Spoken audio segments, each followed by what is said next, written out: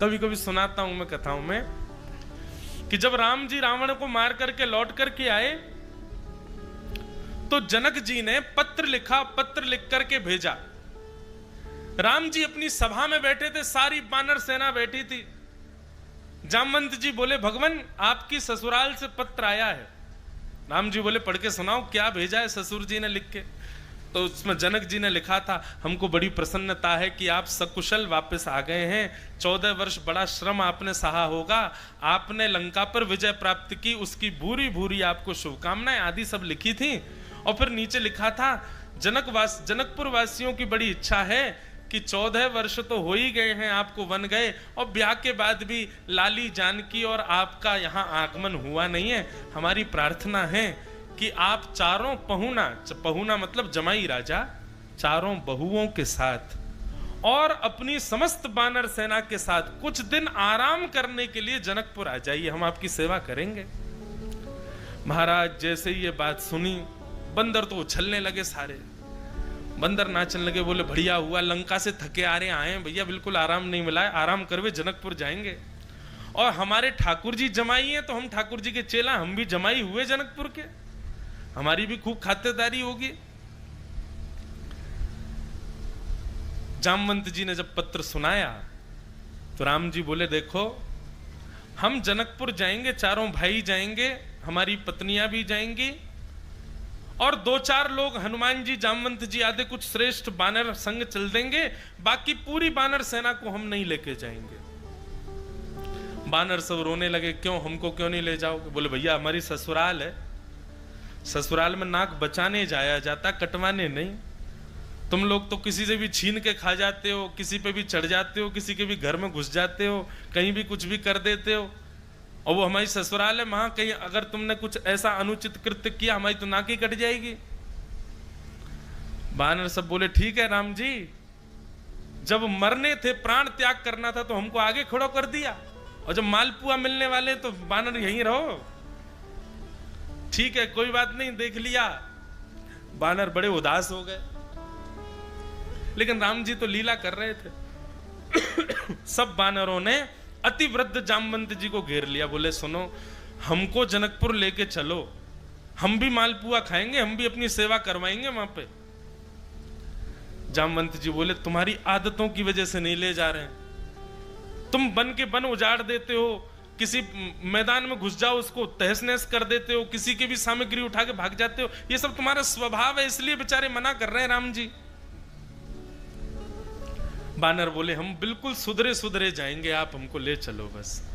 जामवंत जी बोले, ठीक है, मैं एक युक्ति अपनाता हूं, और राम जी के पास जाकर के सब बानरों की बात कह करके जामवंत जी बोले, प्रभु मैं जिम्मेवारी लेता हूं, एक भी बानर कुछ भी गलत नहीं करेगा। राम जी बोले, प्रमाण क्या? बोले, प्रमाण ये कि जो मैं करूंगा वही ये लोग करेंगे। राम जी बोले, करके दिखाओ। सारे बानर बैठे थे, जामवंत जी बोला, जैसे मैं करूं वैसे ही करना, उसके अतिरिक्त कुछ नहीं। तो ठीक है। जामवंत जी एक हाथ उठा, मैं तो सारे बानर एक ही हाथ उठा मैं। जामवंत जी नीचे देखें, सारे बानर नीचे देखें। जामवंत जी उछलें तो सारे बानर उछलें, जामवंत जी बैठ जाएं तो सब बैठ जाएं। राम जी बोले, देख लो, अगर ऐसे चलोगे तो हम ले चलेंगे, नहीं तो हम नहीं ले जाएंगे। बानर बोले, हम बिल्कुल ऐसे ही चलेंगे, हम तो महाराज सांस छोड़ेंगे लेंगे भी तभी जब जामवंत जी लेंगे, हम इतना वचन दे रहे हैं आपको। राम जी बोले, तो ठीक है फिर चलो। अब महाराज रथ सजाए गए, और चारों बहुएं और चारों भैया विराजमान हुए, हनुमान जी, जामवंत जी, अंगद जी आदि आदि सब बानर, और पीछे बानर बिल्कुल ऐसे चल रहे हैं जैसे 26 जनवरी की परेड होती है, एक साथ पांव आगे चल रहे हैं, एक साथ हाथ आगे चल रहे हैं। जामवंत जी मूड़ खुजा रहे हैं तो सारे बानर मूड़ खुजा रहे हैं, जामवंत जी कमर खुजा में तो सारे बानर खुजा में, जामवंत जी को खांसी आ जाए तो जबरदस्ती खांसे सब। राम जी बड़े प्रसन्न हो रहे हैं देख करके, बोले जय बढ़िया है। जनकपुर पहुंचे, जनकपुर में जैसे ही पहुंचे, अटारियों पर सखियां खड़ी थी, पुष्प वर्षा कर रही हैं, और महाराज मालाएं लेकर के खड़ी हैं, सुंदर आरती के थाल सजाए हैं, और पूरे जनकपुर में राम जी से ज्यादा प्रशंसा उनकी सेना की हो। बोले भैया ऐसे बानर नहीं देखे। और राम जी, जामवंत जी सब बानरों के कुर्ता और सिलवा के ले गए थे, ऊपर से कुर्ता वुर्ता पहन करके बिल्कुल सीधी छाती करके सब चल रहे थे। कहीं कोई सेब खाता दिख जाता तो बानर का स्वभाव है छीन लेता है, पर यहां सेब खा रहे हैं बानरों के सामने, लेकिन बानर नहीं उनको देख भी रहे, सीधे चल रहे हैं, बिल्कुल जामवंत जी जो कहेंगे वही करना है। जनक जी ने स्वागत किया, सारे बानर बिल्कुल सभा में बैठे, एक सुई गिर दो तो उसकी आवाज आ जाए, बिल्कुल हलचल नहीं हो रही है, सब बानर बिल्कुल एकटक बैठे हुए हैं। जनक जी कहने लगे, बोले निश्चित ही लग रहा है कि रावण को मारने वाली प्रजा आई है यहाँ पर, कितना शिष्टाचार। राम जी बोले जी बिल्कुल ऐसे ही है, हमारे भोले भाले बानर हैं सारे। महाराज अब वार्ता बाद में होगी, पहले प्रसादी पाली जाए। बोले जी।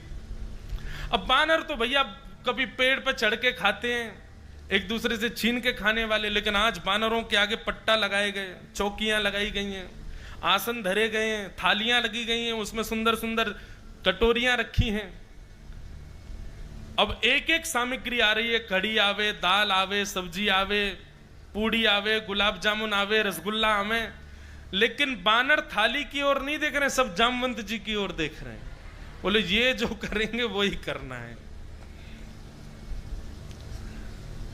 सब सामग्री आ गई, फल आए तो फलों में सेब आए, अमरूद आए, आम आए, सब सामग्री रखी गई। जनक जी ने हाथ जोड़ करके सबसे कहा प्रारंभ कीजिए, प्रसाद पाइए, लेकिन बानर नहीं बिल्कुल भी। जामवंत जी को देखा, जामवंत जी ने पहले जल हाथ में लिया, थाली के चारों ओर घुमा करके महाराज अन्नपूर्णे सदा पूर्णे कहने लगे। सब बानर भी हाथ में जल लेकर के घुमा रहे हैं, पी रहे हैं। जनक जी कहे वाह भैया ये बानर हैं, देखो इनको।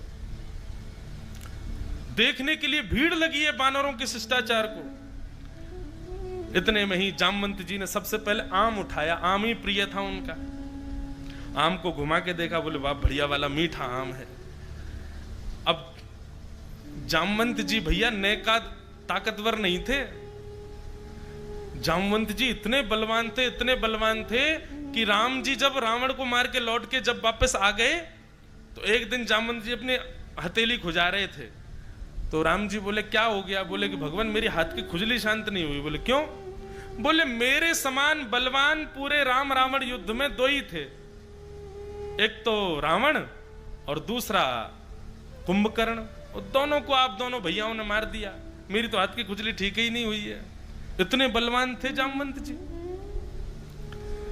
अब बेचारा छोटा सा आम पकड़कर जामवंत जी ने जैसी दबाया सोई उसकी गुठली उछल गई। जैसे ही गुठली उछली सारे बानरों ने भी आम उठा के सबने दबाए, बोले गुठली उछलनी ही चाहिए। और जैसे ही सबने आम पकड़ के दबाए सबकी गुठलियां उछली। जामवंत जी की गुठली उछली। जामवंत जी बोले मेरे हाथ से रावण निकल के नहीं भाग सकता, गुठली की इतनी मजाल भाग गई। और पकड़ने के लिए जैसे ही जामवंत जी उछले, जामवंत जी के उछलते ही बानर बोले आक्रमण, अब खुल गए महाराज, कूद पड़ो सबरे। और लिए महाराज बानर एक दूसरे पर कूदने लगे, किसी की कढ़ी लेके भाग रहे हैं, किसी की दाल लेके भाग रहे हैं। जनक जी की थाली में से पूड़ी लेके भाग गए बानर सबरे। पूरे जनक जी के महल में कढ़ी, खीर, दाल आदियों से पूरा लेपन कर दिया पूरे सभा का। राम जी नीची नजर करके बैठे थे। जनक जी बोले लग रहा है कि रावण को मारने वाली सेना है। राम जी बोले अब क्षमा करें पिताजी, बानर हैं, अपना स्वभाव कैसे छोड़ सकते हैं। जनक जी को लगा कि राम जी को बहुत संकोच हो गया है, तो जनक जी ने तुरंत राम जी को हृदय से लगा लिया। परंतु सबसे ज्यादा संकोच तो जामवंत जी को हो रहा था। जामवंत जी बोलने लगे, बोले सारे करे कराए पे पानी फेर दिया, अरे ये क्या गुठली उछल गई, सबरे उछल गए। तब राम जी को बड़ी मंदी नजरों से जामवंत जी ने देखा क्षमा मांगते हुए। लेकिन जब राम जी को देखा तो राम जी जनक जी के हृदय से लगे हुए थे और जनक जी के नेत्रों से आंसू गिर रहे थे। वो दृश्य देख करके जामवंत जी के चित्त में आया कि ऐसा सौभाग्य मुझे कब मिलेगा कि मेरे भी जमाई राम जी जैसे हों और मैं अपने चित्त से उनको लगा करके प्रेमाश्रु बहाऊं।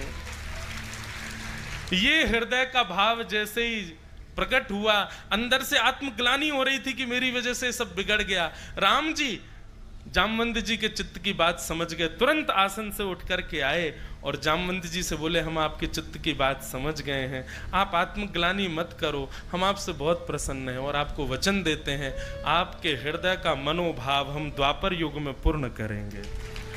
और आज उसी द्वापर युग में द्वारिकाधीश कृष्ण पधारे और जामवंत जी की पुत्री जामवती के साथ में विवाह किया।